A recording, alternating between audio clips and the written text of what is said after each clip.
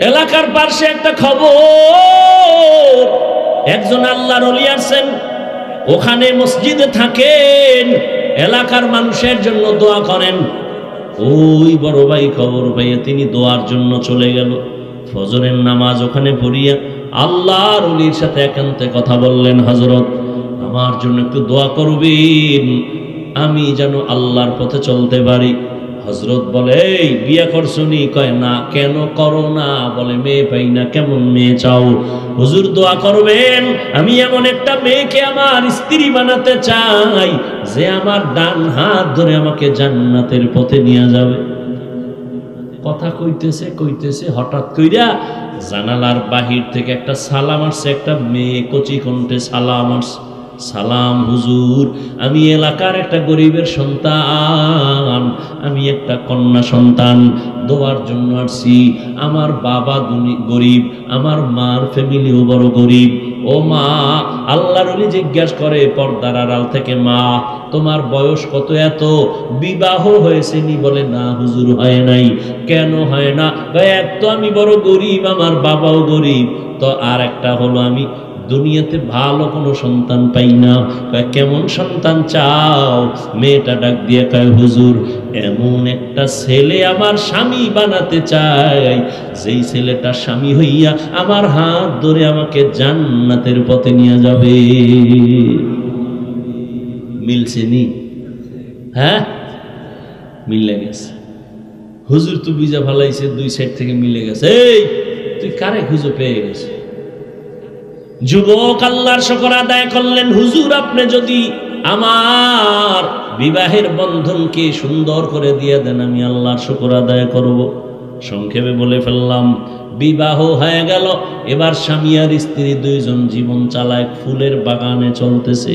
নামাজ আজান হয়ে গেছে, স্ত্রীর আগে স্বামী কয় নামাজে রেডি হও।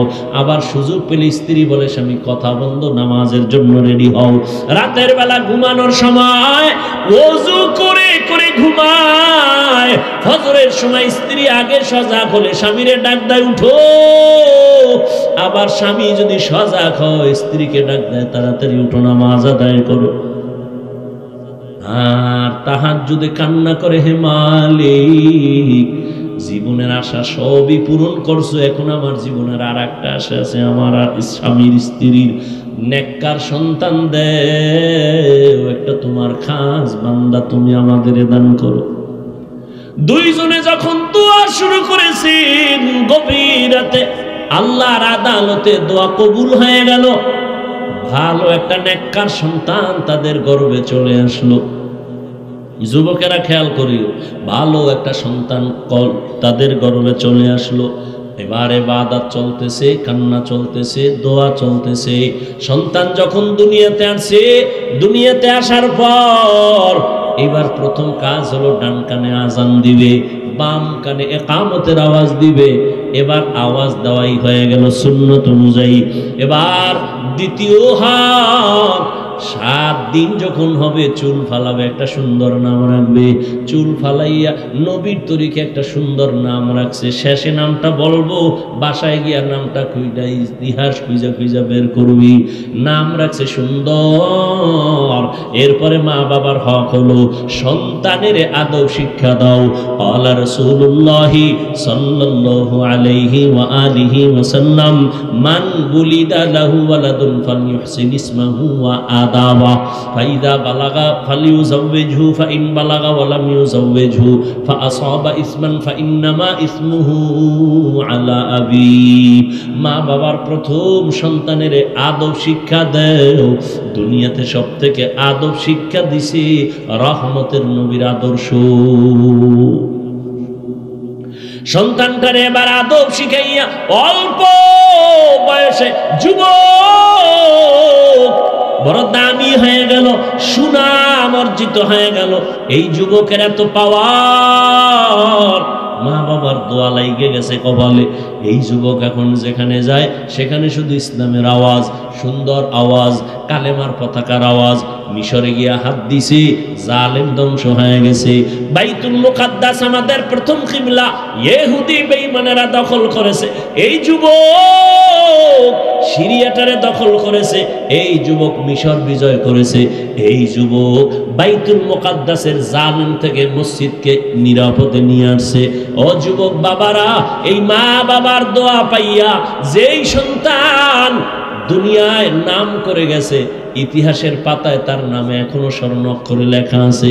গুগলে গিয়া সার্চ দিয়া নামটা বাইর কইরা জীবনীটা বইরা দেখবি, ও যুবক, সেই যুবকের নাম সালাউদ্দিন আইয়ুবী রাহমাতুল্লাহি আলাইহি। গুগলে গিয়া সার্চ দিবি সালাউদ্দিন আইয়ুবীকে, বের করবি। সালাউদ্দিন আইয়ুবীর ইতিহাস পড়ো, দুনিয়া কম্পন শুরু হয়ে গেছে যার নামে। তুমিও তো সেই যুবকেরই একটা লাইনের সন্তান। তোমার কি হলো? তোমার কিসের অভাব? তুমি কেন পারো না সমাজকে সুন্দরভাবে ফুটায় তুলতে, চরিত্রহীন না করে আদর্শওয়ালা বানাতে? তোমার মধ্যে আল্লাহ এত সুন্দর কিছু দিছেন যে তুমি একাই সম্ভব সমাজকে কুলুষ মুক্ত করা, আদর্শওয়ালা বানানো, গোটা দুনিয়াকে আলোকিত করা। মনটারে তৈরি করে নাও রে যুবক বাবা। ও পর্দানারানের আম্মা জানেরা, আপনাদের সন্তানদেরকে যতই বয়ান আমি শুনাই, আপনাদের দোয়া যদি না থাকে সন্তান কোনোদিন সফল হতে পারবে না। এই দুনিয়ায় যত ভালো ভালো সন্তান আছে, মায়ের অবদান। এরে আম্মা জান, আপনাদের জীবন কত ধন্য। আপনারা নবীদের মায়ের মতো মা, সাহাবায়ে কেরামদের মায়ের মতো মা। আপনারাই তো খাদিজা রাদিয়াল্লাহু আনহার মতো দামি নারী, আয়েশা রাদিয়াল্লাহু আনহার মতো দামি নারী, ফাতেমা রাদিয়াল্লাহু আনহার মতো দামি নারী।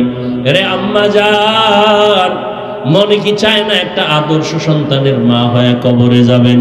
সন্তানটারে ডাক্তার বানাবেন, ইঞ্জিনিয়ার, প্রফেসর বানাবেন, বেয়াদব বানাবেন না। আদবওয়ালা সন্তান যদি রেখে যান, ডাক্তার হবে, ডাক্তারি করিয়াও কোরআন পড়ে পড়ে মা বাবার জন্য দোয়া করবে। ও পর্দার আড়ালের মা, আপনার মতো কত মা এখন ওই অঞ্চলে পাওয়া যাবে। পর্দা করে, নামাজ পড়ে, বেপর্দায় চলে না, নামাজ ছাড়ে না, মোবাইলে সময় নষ্ট করে না, স্বামীর মাল হেফাজত করে, খেয়ানত করে না। এরে আম্মা জান, আপনি কেন পারবেন না? এখনো সময় আছে, তওবা করেন। জীবনে আর নামাজ ছাড়বেন না, বেপর্দায় চলবেন না। মা বাবা হইয়া সন্তানকে আদর্শ ডাক্তার বানানোর মেহনত করবেন, আদর্শ ইঞ্জিনিয়ার, প্রফেসর বানায় যাবেন। এখনো সময় আছে, তওবা করে মনে মনে আল্লাহর কাছে বলতে থাকেন। জীবনে স্বামীর মাল খেয়ানত করবেন না, মোবাইলে সময় নষ্ট করবেন না। ও আমার যুবক বাবারা, এখনো সময় আছে, তওবা করে নাও। মনেরে বুঝাইও রে মন, আমার মতো যুবক যদি স্কুল কলেজে পড়িয়া নামাজ পড়ে, আমি কেন পারবো না? আমার কপাল কেন এত খারাপ?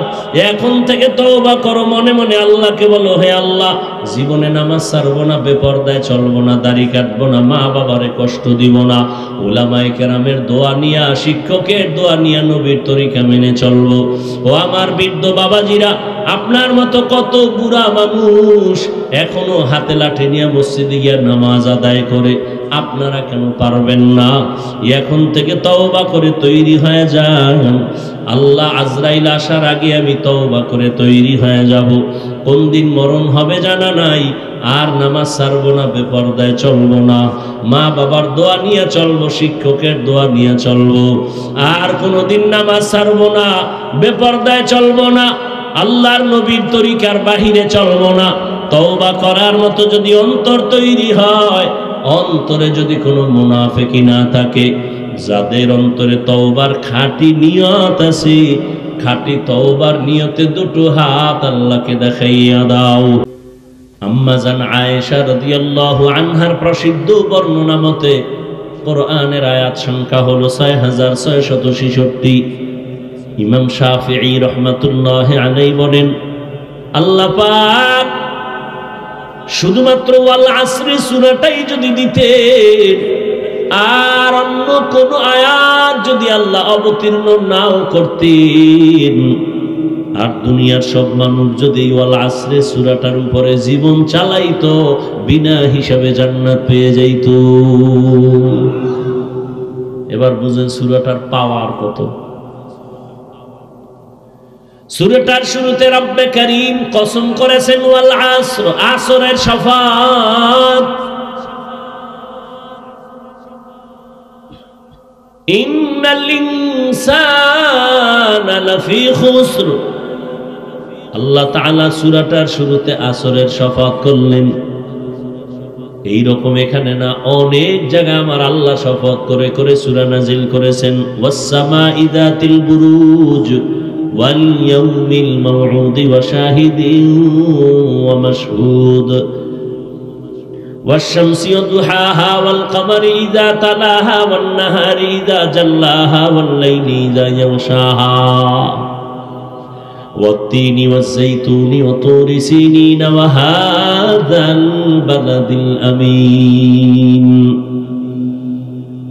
বারবার আল্লাহ শপথ করেছেন। আমরাও একে অন্যের সাথে কথা এক সময় এক পর্যায়ে মাঝে মাঝে কসম করি না?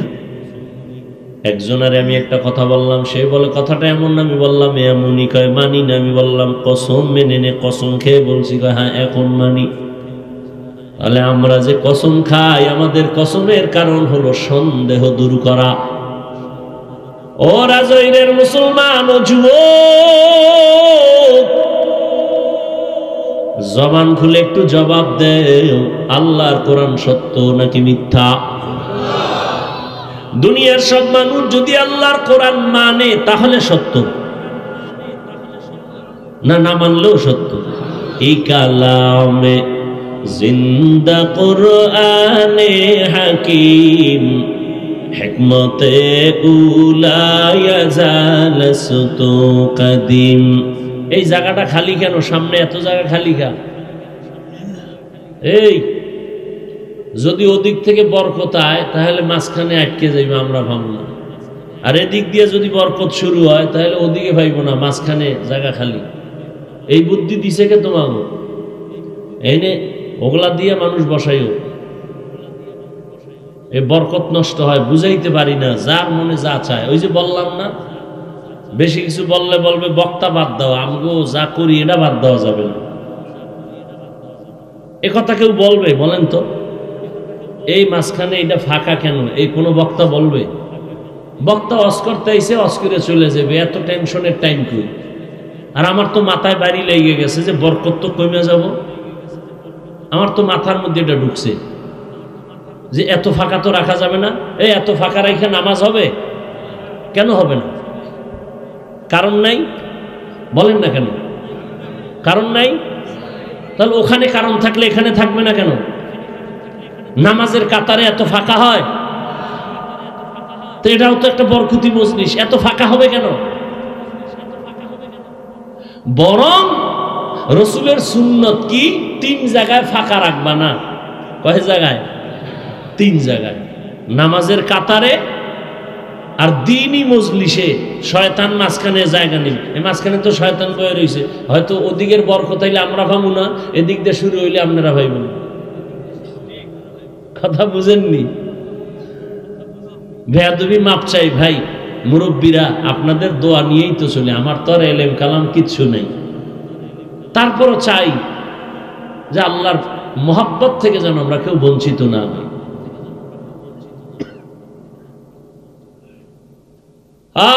আল্লাহ সবাইকে সহি বুঝ দান করেন।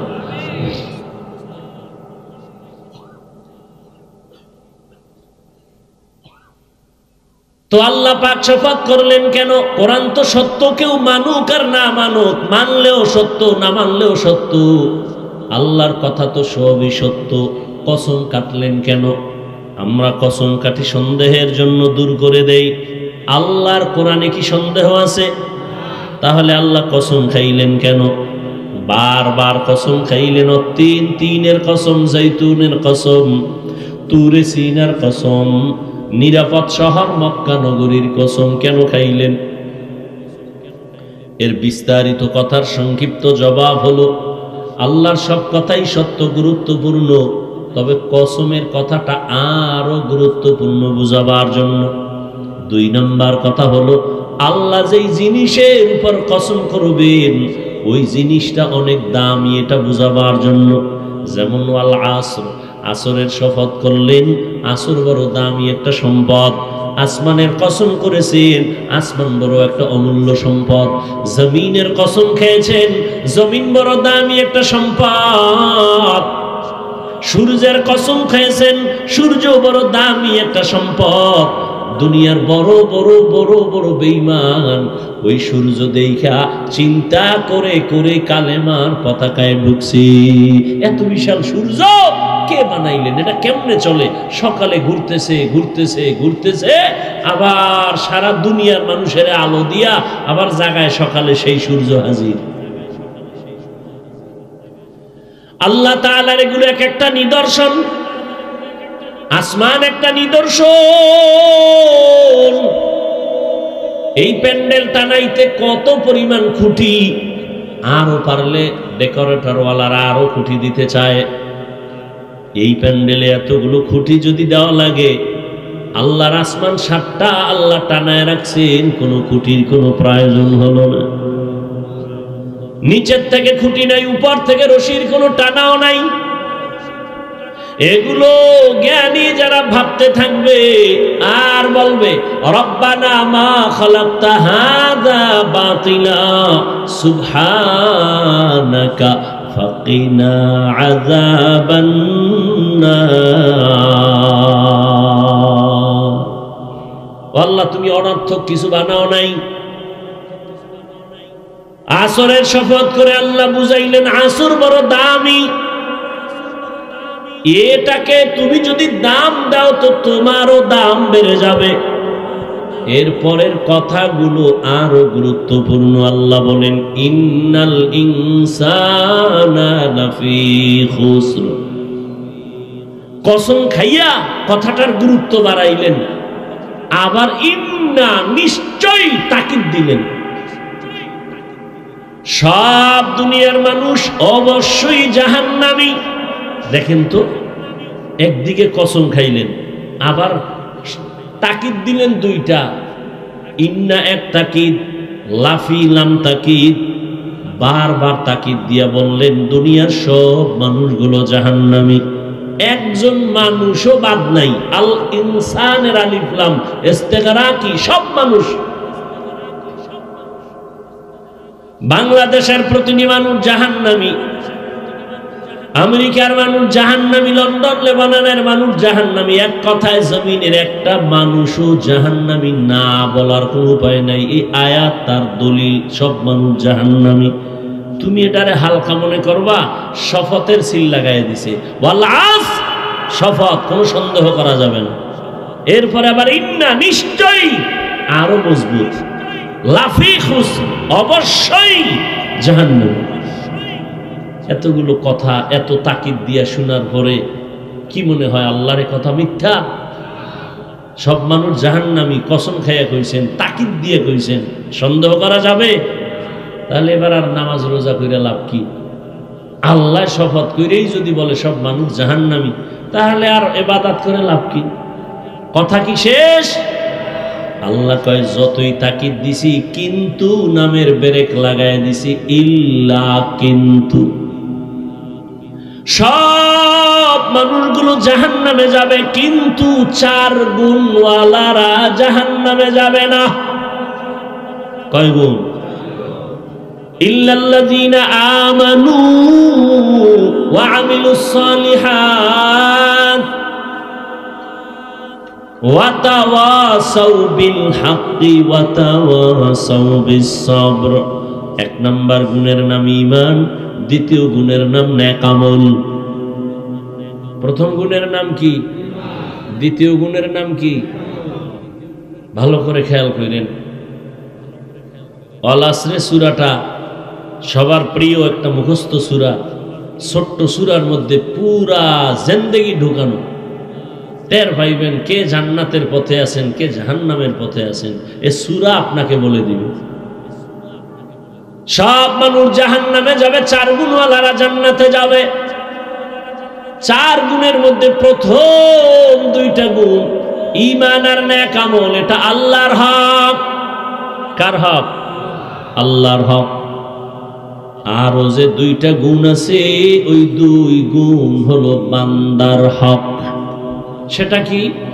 ঈমান ও আমলের দাওয়াত অন্যকে দাও, আর যারা ঈমান আমলের বিরোধিতা করে তাদের বাধা দেও, ধৈর্য ধারণ করো।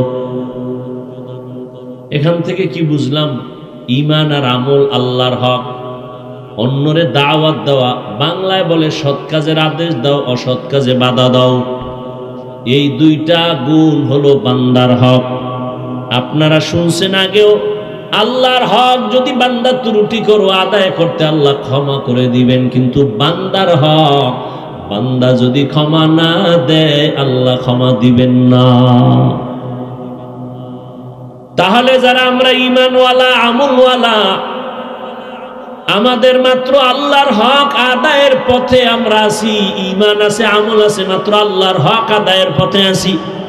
কিন্তু জান্নাত পাওয়ার জন্য 4 গুণ লাগবে, আরো 2টা গুণ হলো বান্দার হক। ঈমান আমল আমি একা আনলে হবে না, অন্যরে দাওয়াত দেওয়া লাগবে, ঈমান আমলের দাওয়াত। যারা বিরোধিতা করবে বাধা দেওয়া লাগবে। অতএব যারা শুধু ঈমান আনছি, নেক আমল করি, জিকির করি, তাহাজ্জুদ পড়ি, পীরের কাছে যাই, তাবলীগে যাই, এখনো কিন্তু জান্নাত রেডি না। বান্দার হক আরো 2টা গুণ আছে, আদায় করছেন কিনা হিসাব মিলান। আল্লাহর হক আদায় যদি ত্রুটি থাকে আল্লাহ ক্ষমা দিবেন। বান্দার হক যদি ত্রুটি থাকে, বান্দা ক্ষমা না দিলে আল্লাহ দিবেন না। যেমন আমি শুরুতে একটু আওয়াজ দিছিলাম, এবার বলি, অন্যরে দাওয়াত দেওয়া, অন্যকে, অন্যের জবাব আল্লাহ কোরআনে বলেন, ইয়া আইয়ুহাল্লাযীনা আমানু কু আনফুসাকুম ওয়া আহলিকুম নারা ওয়াকুদুহান নাসু ওয়াল হিজারা আলাইহা মালাইকাতুন গিলাযুন শিদাদুন লা ইয়াসুনাল্লাহা মা আমারাহুম ওয়া ইয়াফআলুনা মা ইউমারুন।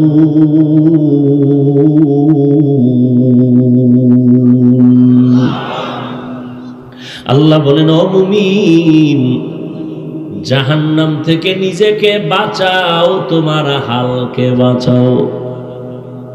প্রত্যেক মা বাবার জন্য আহাল তার সন্তান, স্বামীর জন্য আহাল তার স্ত্রী, শিক্ষকের জন্য আহাল তার ছাত্র, ইমাম ও খতিবের জন্য আহাল মসজিদের মুসল্লি, ওয়ার্ডের মানুষ, মেম্বরের আহাল, চেয়ারম্যানের আহাল, ইউনিয়নের মানুষ, সরকারের আহাল, গোটা দেশবাসী, ওলামায়ে কেরামের আহাল, গোটা দুনিয়ার মুসলমান উম্মত।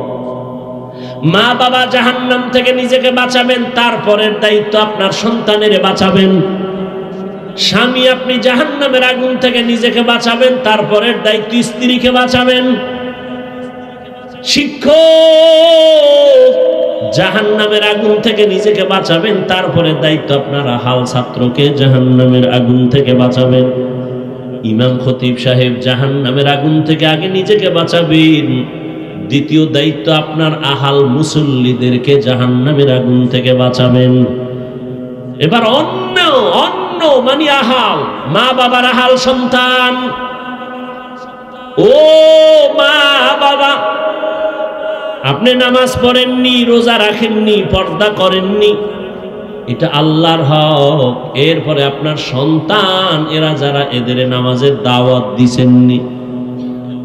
নিজে পর্দা করেন, সন্তান পর্দা করে কিনা খবর নিছেননি। কিয়ামতের দিন আল্লাহ সন্তানদের ডাকবেন আর জিজ্ঞাসা করবেন, এই সন্তান, নামাজ পড়ছনি? বলে পড়ি নাই। রোজা রাখছনি? বলে রাখি নাই। কেন?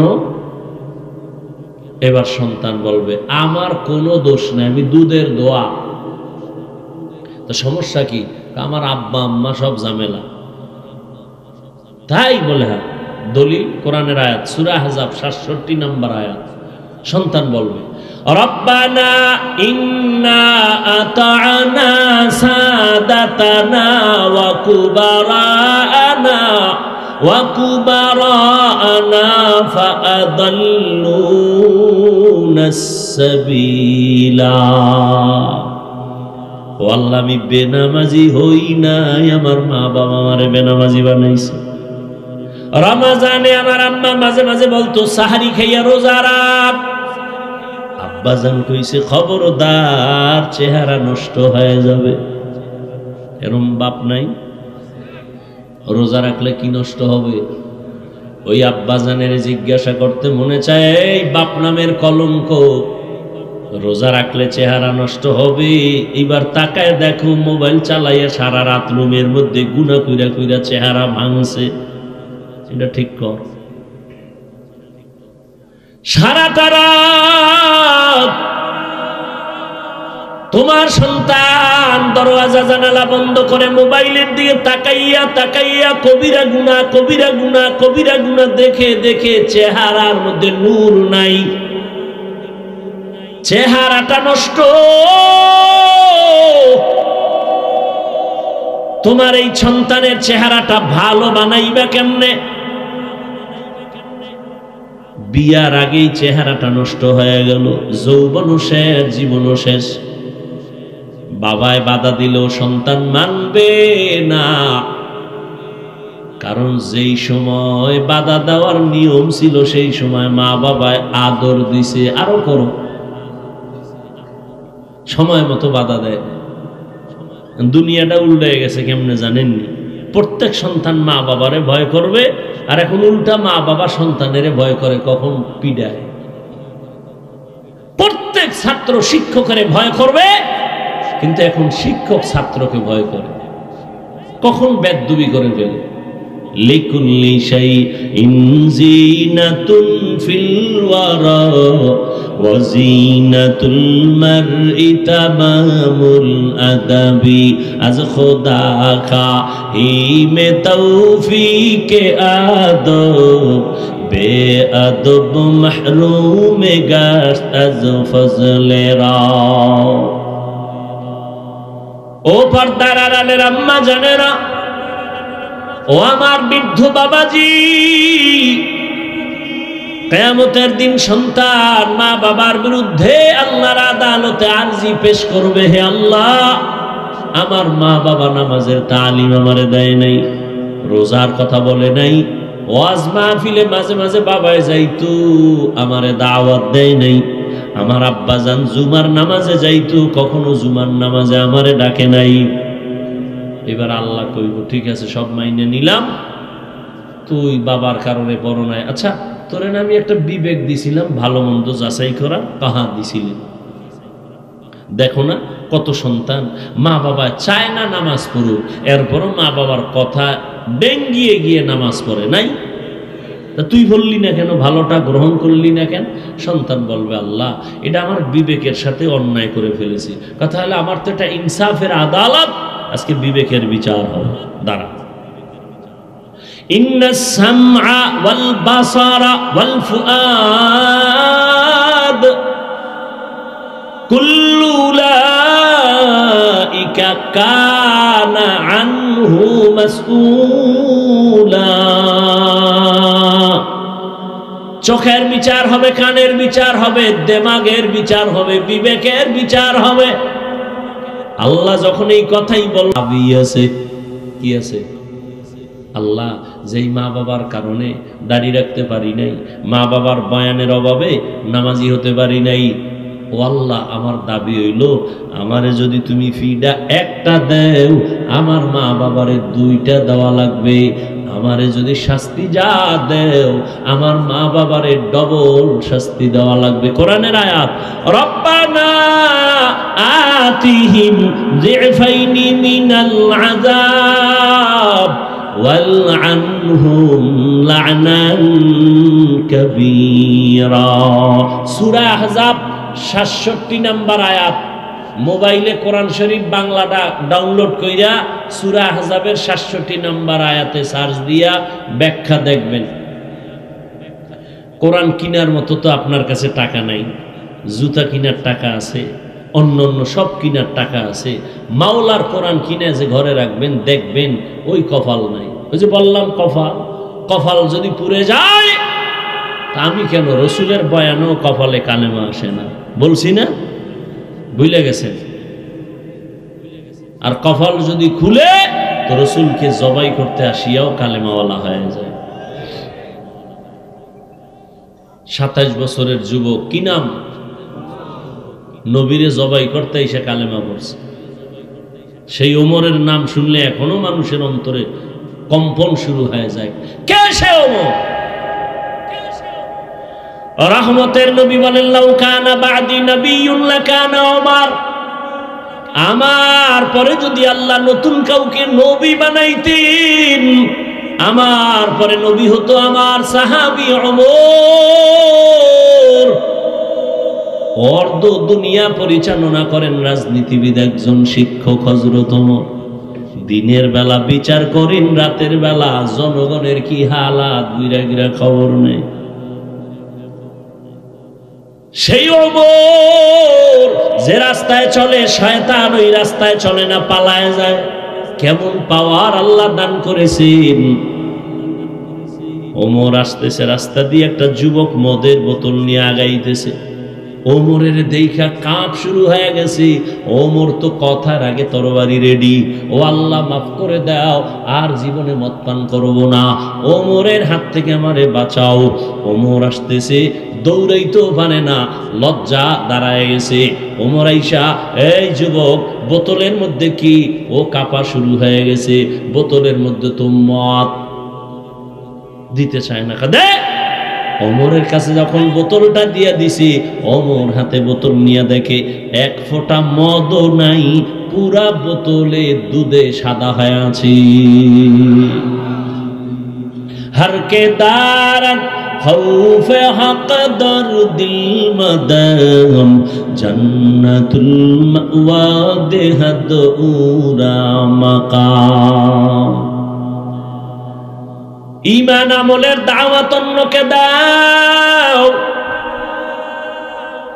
নিজে ঈমান আনো, নিজে আমল করো, তারপরে অন্যকে দাও। মা বাবার প্রথম দায়িত্ব নিজে নেক আমল করবেন, এরপরে সন্তানদেরকে আমলওয়ালা বানাবেন। এক বাবাই গিয়া, ওমরের আদালত তো আগুন আগুন, বাবাই গিয়া বিচার দিছে, আমার ছেলে হক আদায় করে না। ওমর কয়, আপনার কথায় বিচার হবে না, বাদী পাইছি, বিবাদী কই? ছেলেরে হাজির করা হলো। ছেলের কয়, কার আদালত টের পাইছো নি? কয়, পাইছি, খলিফাতুল মুসলিমিন। তুই বাবার হক আদায় করো না কেন? কয়, খলিফাতুল মুসলিমিন কথা ঠিক, আমার একটু কথা বলার সুযোগ আছে? আছে। কি? আমার বাবার পক্ষ থেকে কি আমার উপরে কোনো হক নাই? ওমর বলে, আছে তো। জানতে পারি? হ্যাঁ জানতে পারো। কি হক খলিফাতুল মুসলিমিন? এক নম্বর হক হলো তোমার বাবা একটা ভালো মা ঘরে আনবে, এটা এক নম্বর কাম। ভালো ফল খেতে চাইলে ভালো গাছ লাগাও, ভালো সন্তান যদি পেতে চাও ভালো মা ঘরে নাও। ভালো মা কই পাইবা? রমনা পার্কে যায় দেখো, ডানা কাটা ভরি ঘরে নিয়ে আসো। ডানা কাটা ভরি মানে কি? ও ঘরে আসলেই ডানা কাটবে, মায়ের ডানা কাটবে, বাবার ডানা কাটবে, শেষে স্বামীর ডাও কাটবে। ডানা কাটা ভরির কামই হলো ডানা কেটে দাও। কিছুদিন পরে বলবে তোর মা খারাপ, বাপ খারাপ, ঢাকা ল। ঢাকা যায় আলাদা ফ্ল্যাট লইয়া কিছুদিন আউলা জাউলা জিন্দেগি চালায় বলবে তোর ডানাও খারাপ, হিজরত করলাম, থাক তুই একা। ভালো একটা মা ঘরে আনো। এরে পর্দার আড়ালের আম্মা জান, 5 মিনিটে একটা কেচ্ছা শুনাইতে চাই, শুনবেন নি? শুনবেন? ঘুম আসতেছে আপনাদের না? যদি কেউ ঘুমাম, পৃথিবীর শ্রেষ্ঠ মিথ্যাবাদী সে। বাঙালি রাতে ঘুমায় না, সারাটা রাত মোবাইলের হক আদায় করে। বউয়ের হক আদায় করে না, সন্তানের হক আদায় করে না। কিসের হক আদায় করে? মোবাইলের হক। এক সূরায় কয় যদি আল্লাহ উসিলায় মাফ করে, সারাটা রাত মোবাইল আর মোবাইলে গুনা গুনা গুনা, ঘরটার মধ্যে শুধু গুনা চলে। বাইসে গেছো মোহাম্মদের উম্মত হইয়া, না হয় রাতের ঘুমের মধ্যেই উঠা দেখতি চেহারাটা শুকর হয়ে গেছে, কুত্তার মতো হয়ে গেছে, শুধু মোহাম্মদের উম্মত হওয়ার কারণে বেঁচে গেলাম। অন্য নবীর উম্মতেরা গুনাহ করলে ঘুমের মধ্যে চেহারা পাল্টায় যাইত, তার থেকে গুনাহ তো তোমরা কম করো না, কিন্তু চেহারা কেন পাল্টায় না? রহমতের নবীর আমরা উম্মত, আর আমার আল্লাহ আমার নবীর এত মোহাব্বত করতেন। মুসা নবী আল্লাহর বন্ধু, ঈসা নবী আল্লাহর বন্ধু, আমার নবী আল্লাহর বন্ধু, সব নবী আল্লাহর বন্ধু। তবে সব নবীরা আমার আল্লাহর আশিক, আর আমার আল্লাহ হলেন মুহাম্মদের আশিক।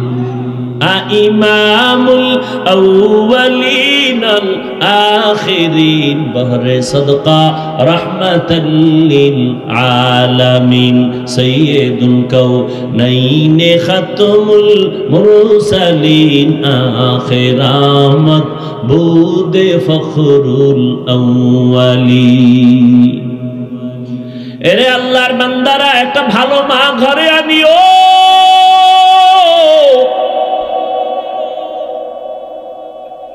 এক ফ্যামিলির মধ্যে ছোট ভাই বিবাহ করে সংসার চালায়, বড় ভাই এখনো বিবাহ করে নাই। ছোট ভাই বিয়া শাদী কইরা একদিন জিজ্ঞাসা করে, এই মিয়া ভাই, তুমি কি বিয়া করবা না? কারণটা কি? তুমি চুপচাপ বসে আছো কেন?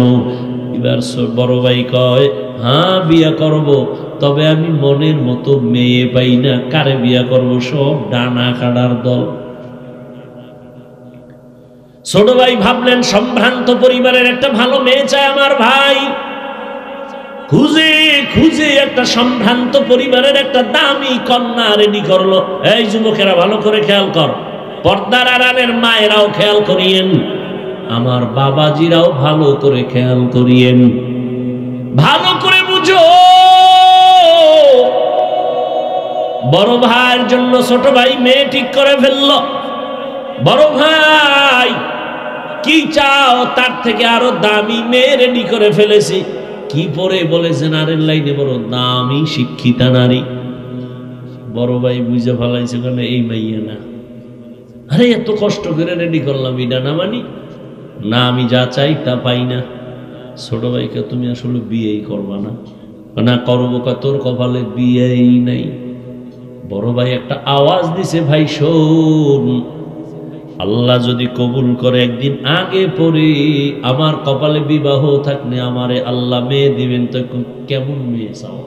আমি এমন একটা মাইয়া আমার বউ বানাইতে চাই, যেই বউ আমার ডান হাতটা ধইরা আমারে জান্নাতে নিয়ে যাবে। এর যুবক, ভালো করে বুঝিয়া লও, হেলায় খেলায় তো কম কাটাইলি না রে যুবক। মনে চাইছে পার্কে যাবি, দৌড়ায় গেছো, কেউ বাধা দিছে, মানো নাই। মনে চাইছে দাড়ি কাটবি, কেটে ফেলেছো, কেউ বাধা দিছে, মানে না, মানো নাই। মনে চাইছে মোবাইল চালাবি, চালাইছো, বাধা মানো নাই। মা বাবায় বাধা দিছে, মায়েরে গালি দিছো, বাবারে গালি দিছো। আলেম বিরোধিতা করছে, আলেমের সাথে দুর্ব্যবহার করেছো। শিক্ষক বাধা দিছে, শিক্ষকের সাথে বেয়াদবি করেছো। কত রাত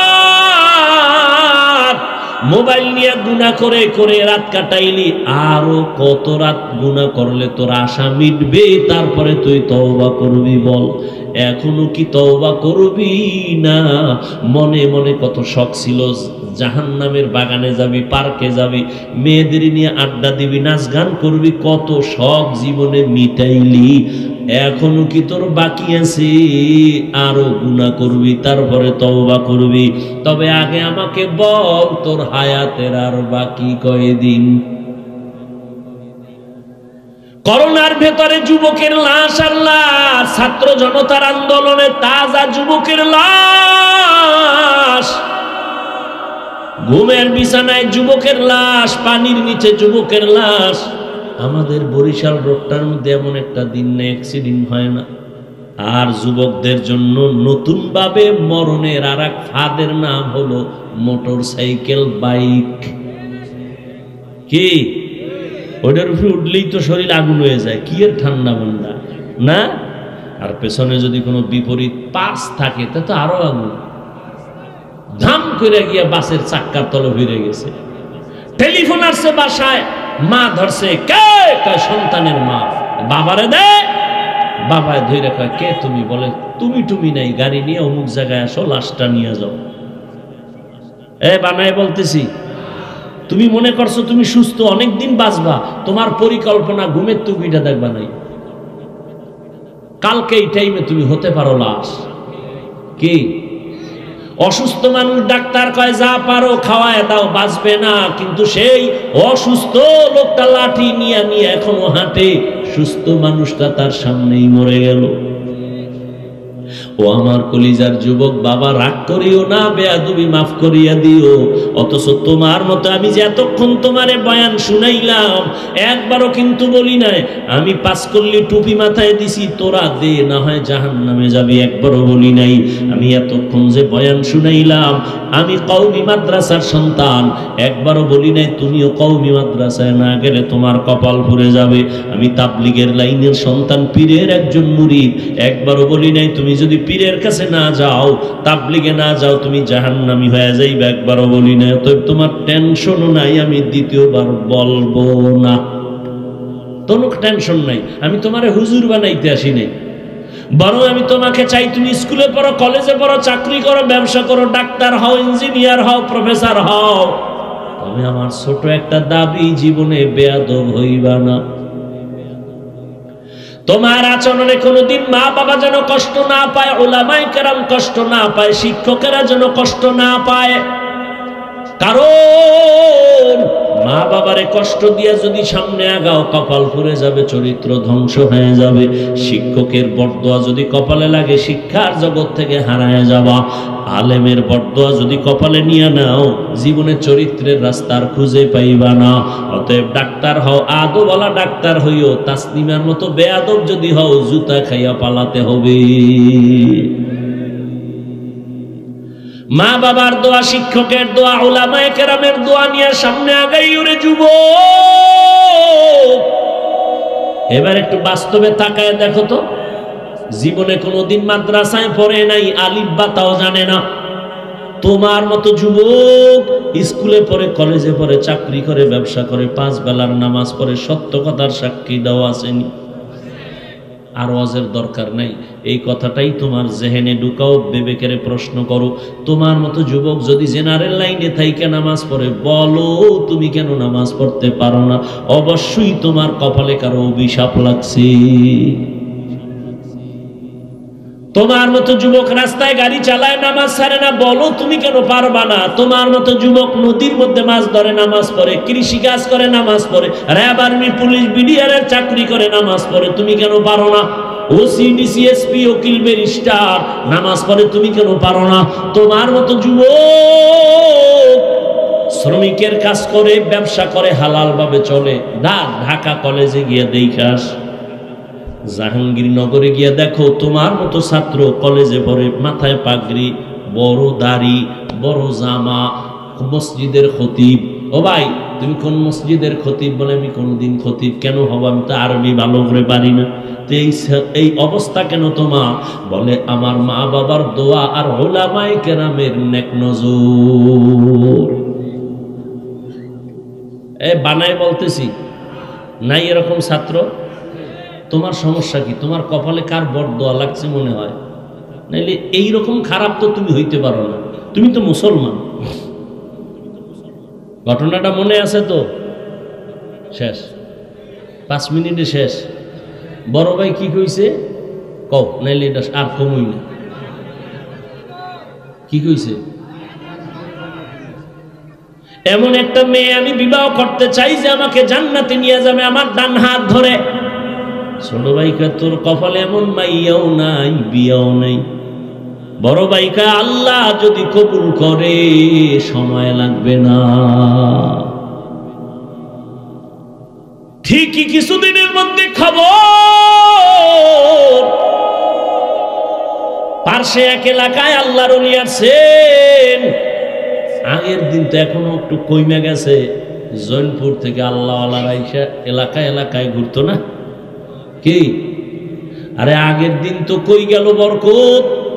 বড় বড় আল্লাহওয়ালা আমাদের জমিনের মধ্যে চরমনাইসার সিনা সহ যারা আছে ফুরফুরা, এই আল্লাহওয়ালারা সপ্তাহে সপ্তাহ গিয়া গিয়া মুরিদের বাড়ি বাড়ি ঘুরতেন আর দাওয়াত দিতেন। এখন তো কইমা গেছে, এখন তো প্লেন, এখন তো অটো, দেখেন না বয়ানের আইয়া ডাইরেক্ট বমু, কোনো কায়েম নাই, সময় নাই, স্টেজে দিবি নাইলে গাড়ি ঘুরম, বাস স্টেজ উঠছি আবার দৌড় শরীয়তপুর।